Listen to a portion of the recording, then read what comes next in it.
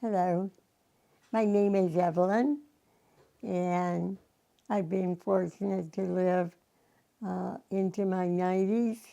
I am now 96.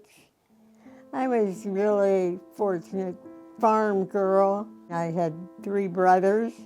Each of us were born a year apart.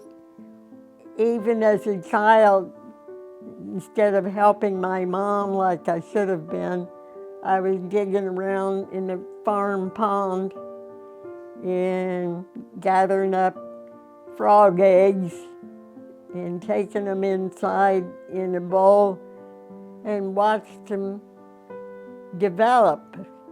And their tail would drop off and their legs would appear.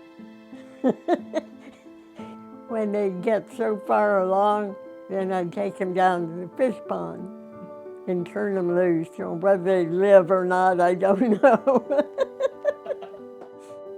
With three brothers and the only girl, you would think that I would feel neglected, but I was just one of them. Oh, my love of nature. My dad was responsible for that. He would always point out to you the beauty of nature and look for it. During the Depression, his beekeeping supplemented our income, and he put a sign out, and people were going by there on Route 23, and they'd pull in there and buy honey, sometimes in containers this big. Well, we had been to church and we returned home. We cleared the table off after dinner and we played ping pong. Dad was listening to the radio and heard Pearl Harbor had been struck. I said to my brothers, this won't last long because Japan's just so little and we're big and strong. This won't last long. After all, my plans included marrying Jack, So Jack had a brother, Don, who was at Pearl Harbor when the war began. He survived Pearl Harbor because his ship was out to sea. Jack felt like, in a way, by serving, that he was doing something to bring home his brother safely, although they couldn't communicate in any way at all. Every day I wrote a letter to him. He wouldn't receive that letter until maybe a month later, and then he would receive a whole box full of letters. It was the same way with his letters to me. We really didn't know the particulars about the bombing of Japan, except that we felt this would bring an end to the war. We didn't really have any pity there, but as it is today, the common man is the one that serves and defends.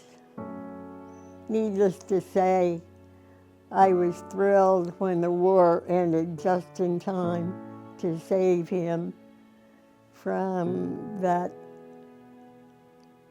drama and possible death. At night he would roll and toss because it was pressing on his brain, I guess you'd say. These veterans had been through a lot of trauma, and they were, some of them, like wild animals because mentally their life had changed. Jack came home after World War II, and we were married, and we had children.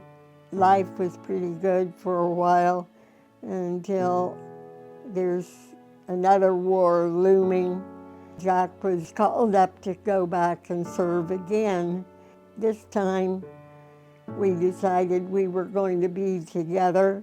We lived in a trailer court in a trailer we had bought in Chillicothe and pulled all the way to North Carolina. So that in alone was a pretty exciting event.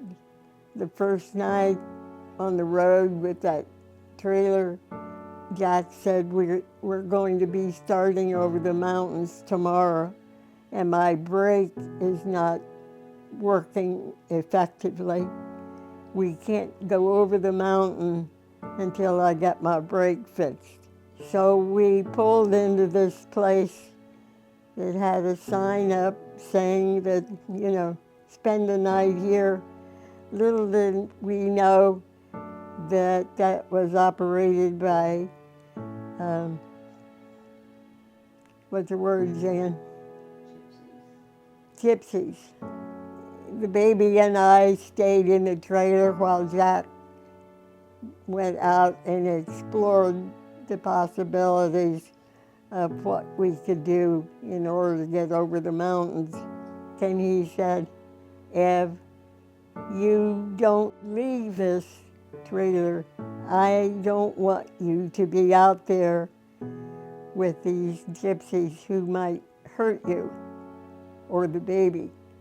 So, okay, Jack, okay.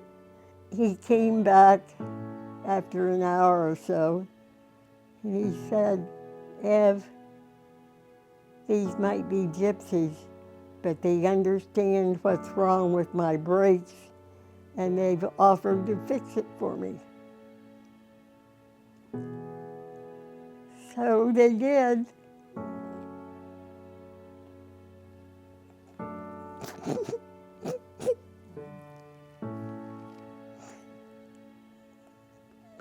And the next morning we were on our way. Sometimes when you think things are bad, it all turns out okay. And what we thought these gypsies were dangerous, they were actually our friend. And they knew more than we did. So the next morning we started out. Well, maybe life is that way. You make friends and you help each other. Greg was well, put it this way, he walked when he was 7 months old. When he was in high school, instead of riding the bus to Zane Trace, he ran every morning. He's a very determined individual. When Jan came along, she was the best baby. And she had her own interests. They were as different as they could be, but that's good. She felt satisfaction in working and training with kids, and she's still that way. I couldn't do it without her. Being a mother, you see part of your husband and you see part of your life and the way they're melded together. For good or bad, that's the way it is. But Jack died of lung disease. Probably some of that was from the war, but most of it was cigarette smoking. In the service, you had so much time on your hands with nothing to do but smoke. So many of Jack's friends died much too young. I guess the biggest advice I would say would be accept responsibility early. If you're given an opportunity, it may be a stepping stone to a better life for you and your family. It may not turn out the way you want it to, but it may lead you to something else that's equally satisfying. It was a great life, but probably no more than today when people are helping each other. Okay. All right. Yeah, very nice. Did it. All done. You can take a break now.